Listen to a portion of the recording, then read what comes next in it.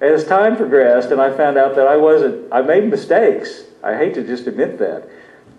I hate to say I did things wrong. I made mistakes. I said things I regretted. I know you've never done that. But I did. And then I began to think as time went on, I started thinking, man, you know, I'm messing this thing up. I'm fouling it all up. That's what I thought to myself. And I began to even think, you know, it would have been better if he'd killed me right after I got saved, you know, so I could, because I thought what it was all about was dying and getting to heaven. That's all I ever heard. That's all that came through to me. That's what I understood the Christian life was. Get saved so you can die and go to heaven. So when I got saved, I thought, man, it would have been better if I just died and go to heaven while I was clean, you know. That's what I thought. But you know, what I didn't understand was, number one, I am clean on the inside. I'm as clean as I'm ever going to be. And I'm not messing it up by my failure on that. But the truth is, he that began a good work in me is bringing it to completion. And he left me here on purpose. See, he could have taken us all to heaven when we got saved if he wanted us there. Believe me, he's got ways getting us there. He can get us there. That's not a problem. He can get us there if he wants us there, but he wants us here. Why would he leave us here in this realm of imperfection when we ourselves in our expression of the Christian life is not perfect? Because he is working. He's doing a work in us. He's working in us. And he that began a good work is bringing it to completion. And you know, the interesting thing about it is I came to realize, and I sincerely believe this is true, that it's bigger than just getting us from here to heaven. It's about getting heaven here. Amen. And his way of getting heaven here is through us, through bringing about his work in our lives. It's a very interesting thing, the way he works. He doesn't work the way we think he ought to work. We think he ought to wave a magic wand and just transform everything into like a fairy tale land. But evidently that is not the way he works. Right? He works through us. And he says here, now this is why Paul thinks this is so important, because he doesn't want us to short-circuit the process. The way we short-circuit the process is by grabbing the controls back from God and trying to do it ourselves.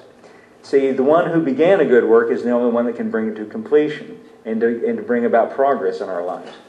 He says, if you weren't smart enough or strong enough to begin it, how do you suppose you could perfect it? That's a little bit humiliating in a way, but it's true. And it's liberating, though, if we'll understand that what our part in this is the same thing it always was, to rely upon him and to believe in him and to trust in him, to place all our confidence in him. Let's get another one, Phil.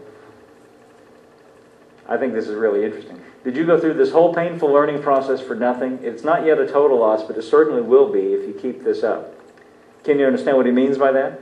If they take the controls back from God, then it's then human work. But he wants it to be a divine work from start to finish. Answer this question.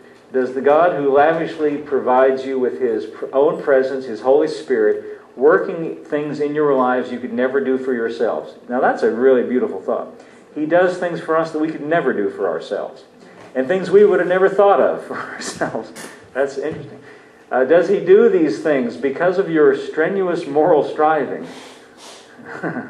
Or because you trust him to do them? Well, the obvious answer, what he wants us to get is, it's not because of our strenuous moral striving. Now, he makes us, see, we read that he sanctifies us. May the God of peace sanctify you wholly. And he is, we are his workmanship. And he works in us. But it's, you see, he wants us to understand that it's all his work. And that our part of this is what we read back there in Hebrews. Or is it because you simply trust him to do them in you? Okay, let's get one more. Don't these things happen among you just as they happened with Abraham? He believed God, and that act of belief was turned into a life that was right with God. Now, I love the way it says that. Abraham, we read, believed God, and it was accounted to him for righteousness. Now here, the translator of the Message translation, Eugene Peterson, takes the word righteousness and explains it as a life that is, what does he say? A life that is right with God. He believed God, and that act of belief was turned into a life that was right with God. Why is he telling us this? Because the same thing is true for us. Our belief, our faith, he uses that. That's his avenue. You know, it's interesting. We read a moment ago in Ephesians chapter 2, verse 8, it said, by grace you were saved through faith. Through faith. I read a sermon by Smith Wigglesworth one time when he was talking about that very verse. And he said we should always understand that our faith doesn't do it. our faith is like a doorway through which God comes to do the work. See, it says we came into the building this morning through that door back there. The door was just the avenue by which we came in. Faith is the avenue by which God works. And this is what he's saying. This act of belief is turned into a life that's right with God. Now, we read several good illustrations of this. If you'll go back one more time to Hebrews chapter 11, verse 6. What we've just looked at was sort of on the opposite side of the coin. Just to see and make this point again, that without faith, in other words, he could have put lots of things in here that people assume are what pleases God. But there's just one thing he said pleases God. Without faith it is impossible to please him, for he that cometh to God must believe that he is, and that he's a rewarder of those that diligently seek him. Not a person who makes things worse. I almost think sometimes people get that idea about God, that if I get, he no telling what he's liable to do to me. I used to think that myself. If I start messing around with God, why he's going to make me, be a missionary to Africa or something like that. Something that I thought was most unsuited for me. And just the opposite is true. Not only is he not going to make me do what's unsuited to me, he has in mind, he knows what suits me better than I do. He knows how to bring about the right kind of life for us. Now, we're reading about this. Without faith, it's impossible to please God. This is Hebrews 11:6.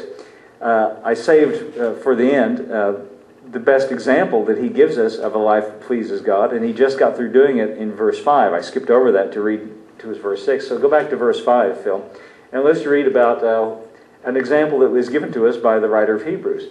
He said, by faith Enoch was translated. Now when he said translated, that means taken. See, when we talk about translating the Bible, we were reading an English translation. That's because it was originally written in another language. And to translate means to take out of one and put into another. Enoch was translated, taken out of this life and put into heaven, I suppose. Taken out of the physical life, put into a spiritual world. It said that he should not see death and was not found because God had translated him. For before his translation he had this testimony that he pleased God. And that's what leads him to say, but without faith it's impossible to please God. Now, the interesting thing about Enoch is that he's this remarkable testimony of his that he pleased God. If you go back and read about Enoch in Genesis, it doesn't really tell us very much about him. It hardly tells anything. It's in chapter 5. Phil, would you do that? I think it's in verse 22 or something. I wrote it down, but I turned the page. It's Genesis chapter 5, verse... Yeah. Enoch walked with God after he begat Methuselah 300 years, and he begat sons and daughters. Okay? And the days of Enoch were 365 years. Okay? And Enoch walked with God, and he was not, for God took him.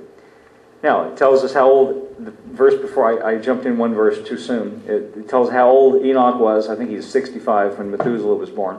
Then it tells us that he begat sons and daughters, and then it tells us about his age and some chronology. But really, the only thing we learn about Enoch is this, that he walked with God, and he was not, for God took him.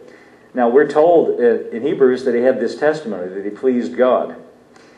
So evidently, what pleased God, and he said, without faith it's impossible to please God. So evidently, this is a way of expressing our faith, or a way of believing God. Just something as simple as this. It says he walked with God. Now, I wish he'd explain that a little bit and tell me more about it. I wish there was more explanation. It just says he walked with God. But maybe it's better that he's left it so simple. Maybe it's better that he didn't tell us the details. Because you know what would happen if he told us the details? We'd be like Rodney Howard-Browne, try to imitate all the details. But it's not the details. It's the fact that he believed God, that he believed that he was. See, that's what it says in Hebrews, that he that cometh to God must believe that he is. Now Enoch, listen, I'm sure he didn't see God any more than you see God. I'm sure he didn't feel any more than you feel. I'm sure Enoch was just a human being that felt and saw and experienced the natural world the same way we did. But it said he believed God, right? Without faith, it's impossible to please him. And he walked with God. So evidently, what it says in verse 6 of Hebrews 11 is that it says, without faith, it's impossible to please God. He that cometh to God must believe that he is. And he's a rewarder of those that seek him. Evidently, what Enoch did was he believed that God was and that he was a rewarder. Now, I'm just supposing that what Enoch was